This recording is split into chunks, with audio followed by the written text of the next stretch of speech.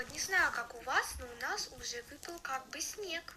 И поэтому теперь всегда, когда иду со школы, почему бы не кинуть свою подружку в сугроб и упасть вместе с ней? Ну, в принципе, это уже обычай, как бы, да? Ну так вот, эта ситуация связана с моим крашем, так сказать. Значит, мы просто после школы с моей подружкой идем валяться в сугроб. И тут мы видим такую картину, как мои краши со своими друзьями играют в снежки. И так получилось, то, что мы как бы были за школой, а не перед школой.